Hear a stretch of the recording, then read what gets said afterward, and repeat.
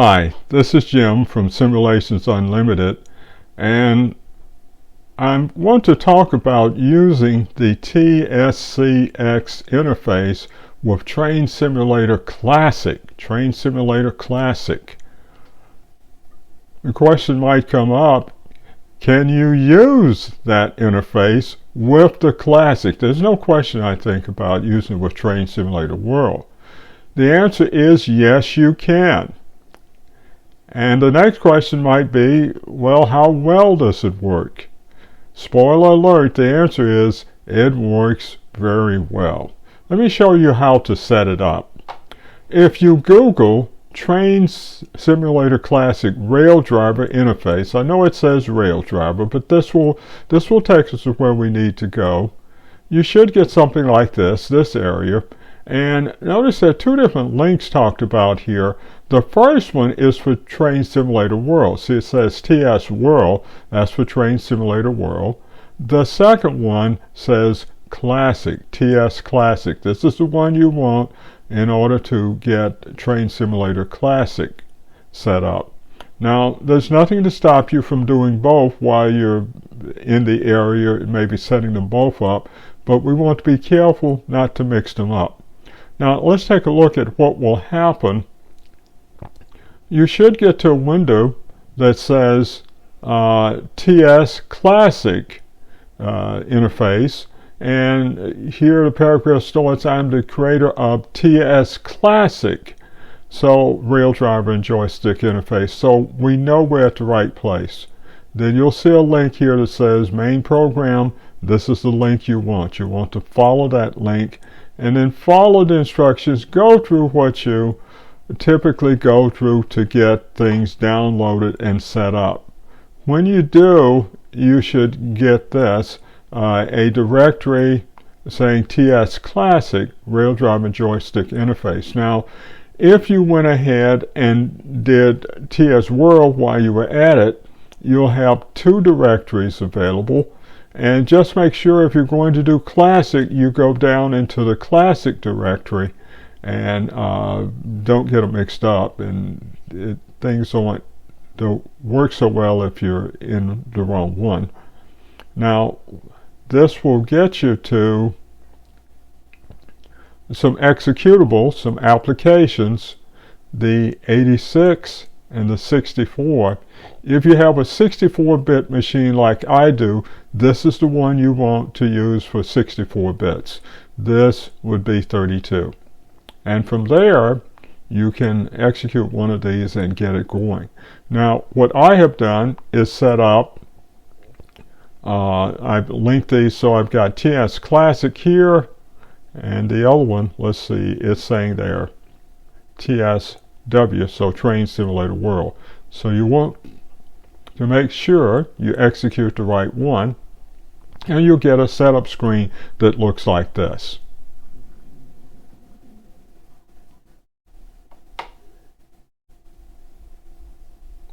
Now let's go ahead and set the devices found. This essentially says that it's looking for joysticks or joystick-like devices. The one that the TSC-X controller is the Simp Workshop. I don't think that matters a lot, but let's go ahead and set it up. Now, we're going to go through and start callback. Even though Train Simulator Classic isn't running yet, that's okay. Let's go ahead and start Train Simulator Classic. Train Simulator Classic, yes, all right. I have a 64-bit machine, so click 64 bits. We're just going to start up something in Train Simulator Classics for a few moments, let you see how to finish the setup and how things operate, how it does operate with Train Simulator Classic. So let's select Drive, and I'll go ahead and select Spring Break here. Start.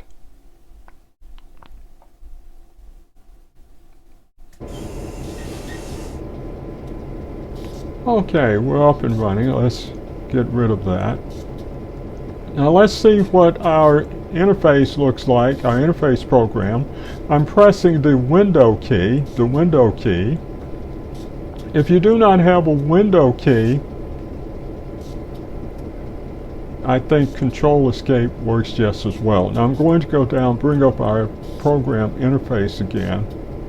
Notice what has happened. We now have, under current loco, it gives us a lot of information. KU, JU, Rail Simulator US. We know where this thing will be found. We'll need that in a moment. The lever file has been loaded for us, so we don't have to do anything. It already knows what the lever file is. But notice under button map file, it gives us a default file. What if we'd like to use a different one? And we do. Well, what we have to do is stop the callback, then go into key maps. You won't see this menu with key maps unless you stop callback. Let's go into key maps. Lever map, we're okay there. It's got a specific file for this loco. But for button map, let's put load button map. We're in a different one, and I've set up one called a standard US diesel. I'll click on that, open it, and now we've got this file set up, standard US diesel. However, there could be a problem. When things happen with Train Simulator Classic, sometimes the combination reverts back to the default button file. To keep that from happening, we need to, as semi-permanently as we can, as permanently as we can, take this file that we just assigned and assign it permanently, or semi-permanently, to the loco. So we click on Assign to Loco. And remember we said we found this loco under KUJU. Click on that. It was under Rail Simulator US. Click there. What do we find that looks like an F7A UP or? We find exactly that. There's nothing else that looks even close to F7A UP or. So let's open that. Now, this should be permanently, or I guess semi-permanently assigned to that loco. In other words, this file should be assigned to this loco. Now we can start our callback. Go into Train Simulator. Now I said things will happen. Now I'm not touching the keyboard, I'm not touching anything, and something happens. It goes to this screen. Sometimes it goes to other screens. And we'll just click on Continue to get it started again. Now, hopefully,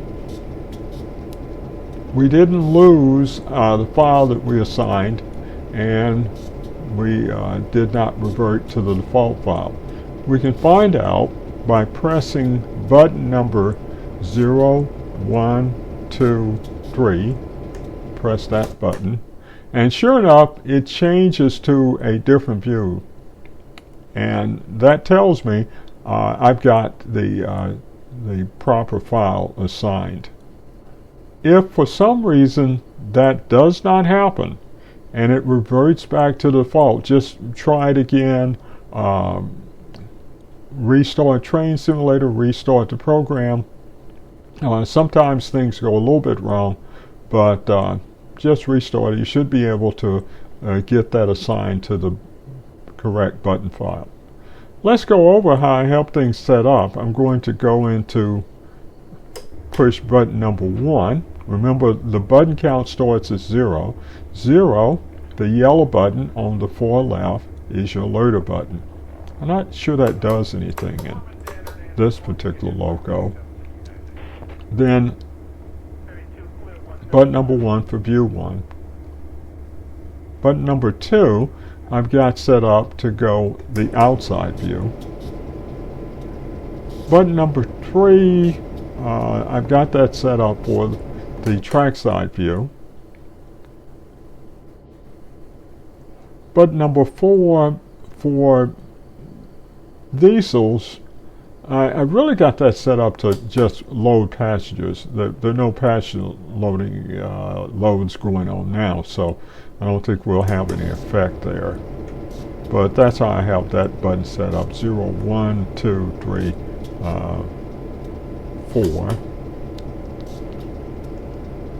Building button 5, I believe I have that set up for interior lighting. Let's go inside, but I don't think that works for this particular one. Button 6, alerter. Button 6, the reverser, but put the reverser in, but it's already in, so no effect there. And now let's take a look at what happens when we do 8 and 9. Here, this controls the headlights, and you can see if you look at the screen how it switches to light 1 to light 2, and turn it the other way to turn the lights off. Okay, then the last two, this controls the wipers. Let's go up, take a look at the wipers.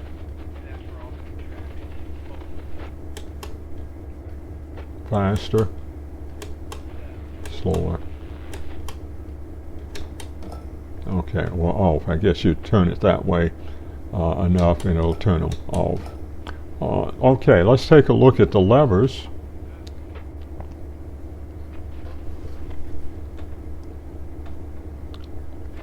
Going from left to right, the first lever is of course throttle.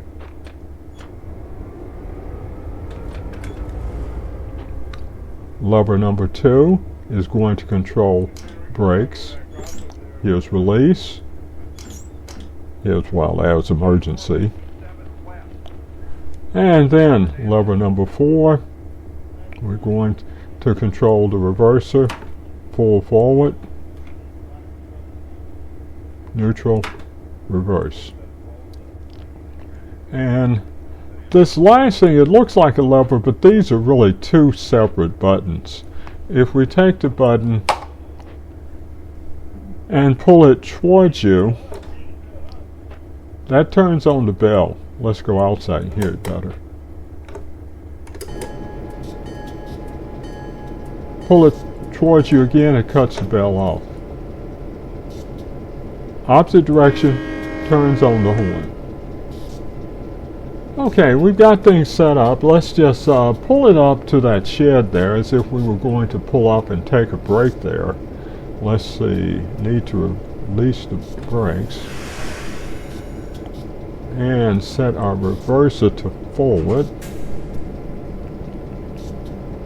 And let's apply some power.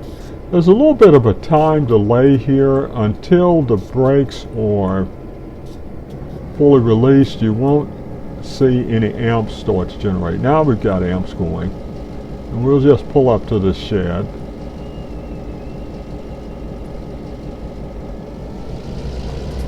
And you can see the TSC-X controller really does work well with Train Simulator Classic. I enjoy controlling locomotives in Train Simulator Classic with this, and locomotives in Train Simulator World.